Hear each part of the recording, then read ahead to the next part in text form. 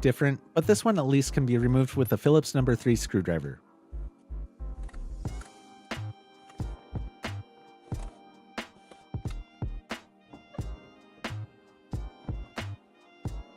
With that out of the way, lower the car back onto the ground.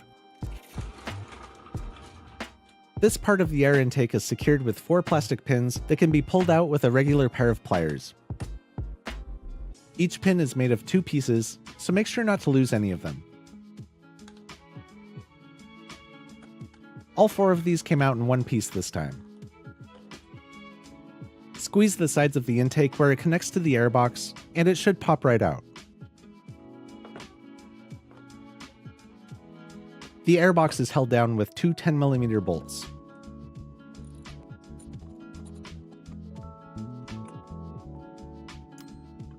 Remove the wiring housing that's connected to a small hook on the back of the airbox. Undo the 2 clips connecting the MAF sensor and pull the airbox out. Remove this plastic pin from the auxiliary fan with a plastic pry tool, or carefully use a pair of dikes to pry it out. This pin came out in 2 pieces, so make sure to get both.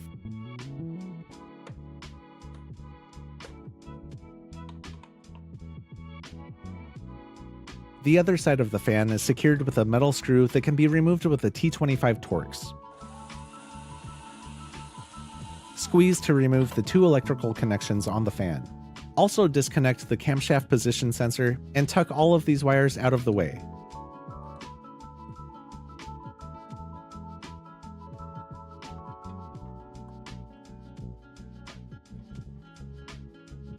The fan should now easily slide out.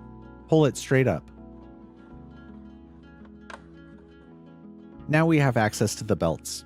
Use a small flathead screwdriver to pry off the plastic cap on the tensioner pulley. Insert the T50 Torx socket into the front of the pulley and turn it clockwise with a breaker bar to ease tension on the belt so it can be removed.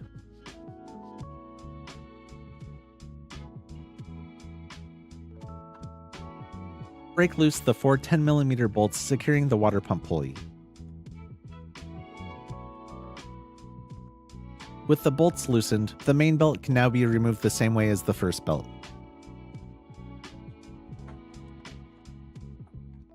Completely remove the 4 bolts and set the water pump pulley aside. The water pump is secured to the engine with 4 10mm nuts.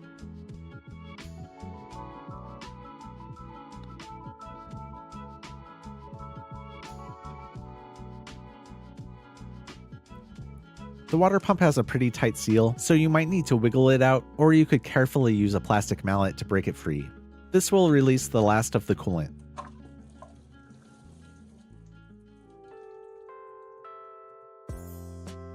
Now we're ready to install the new water pump, but first wipe off the pulleys and any mating surfaces.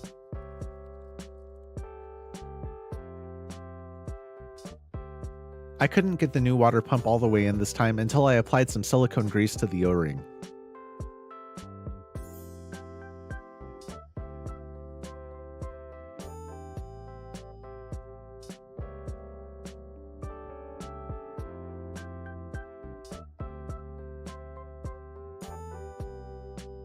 The pump I removed had this ridge on the top, so that's the way I'm going to install the new one, but honestly, I don't think the orientation matters. Once the water pump pops into place, you can reinstall the 4 10mm nuts.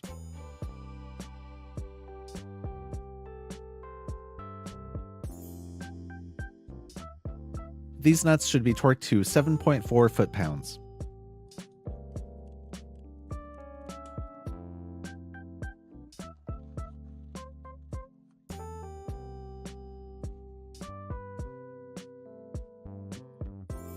Reattach the water pump pulley with its 4 10mm bolts and torque them to 7.4 foot-pounds as well.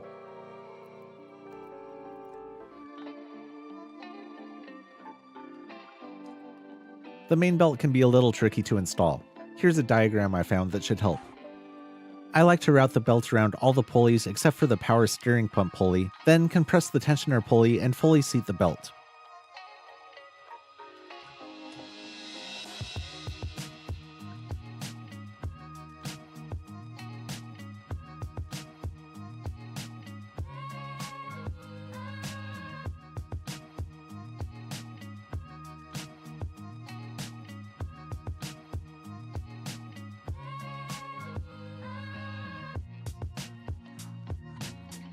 Route the air conditioner belt around the crankshaft pulley and over the tensioner pulley.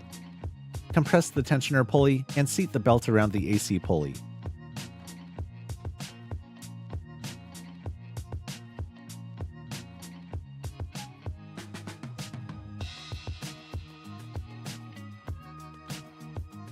Make sure to double check that the belts are centered on each pulley, and don't forget to reinstall the dust caps on the tensioner pulleys.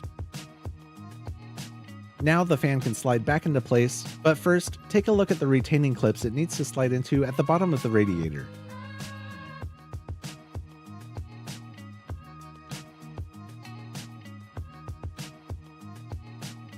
The edge of the fan should slide down between the radiator and the expansion tank like this. Make sure the bottom of the fan is securely in place. Reinstall the plastic pin into the corner of the fan next to the expansion tank. Then reinstall the screw in the opposite corner with a T25 Torx.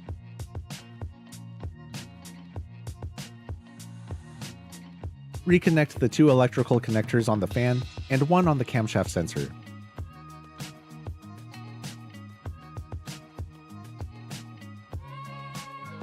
The bottom of the airbox has a finger that has to fit into this hole. Insert the mass airflow housing as you slide the airbox into place, and secure the MAF with its two metal clips.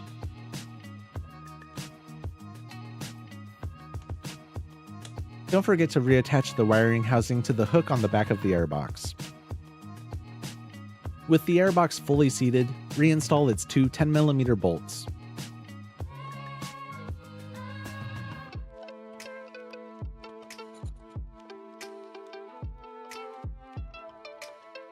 The front of the air intake should easily snap into the airbox. Then secure it down with the 4 plastic pins.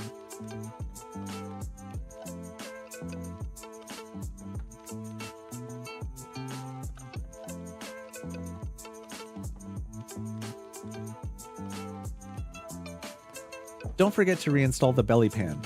It's important for fuel economy and protecting the alternator from water and debris.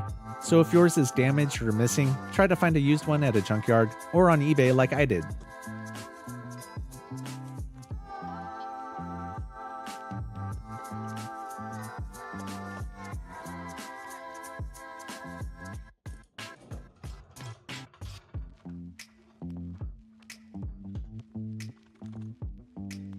Now it's time to refill the system with coolant. The following is the official procedure from the BMW service manual, and if you don't follow it, you're gonna have a bad time. Remove the expansion tank cap and bleed screw.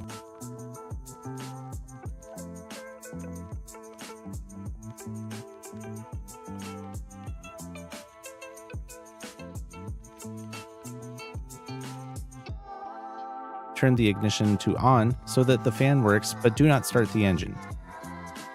Turn the heater all the way up and the fan to the lowest setting. Slowly pour coolant into the expansion tank until it starts spilling out the bleed screw hole. Keep pouring coolant until bubbles stop coming out of the hole. The coolant level may slowly drop. Repeat this step until the coolant level stops dropping. Replace the bleed screw and check the coolant level in the expansion tank. The float has 2 marks on the end. The upper mark should float above the fill hole. Replace the expansion tank cap and start the engine.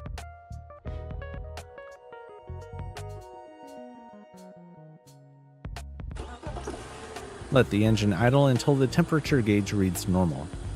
Make sure the engine does not overheat. If it does, shut off the engine and start over from step 1. If the temperature stays stable, take the car for a short test drive, but keep your eye on the temperature. Then let the engine cool overnight and check the coolant level again in the morning. Top it off if needed.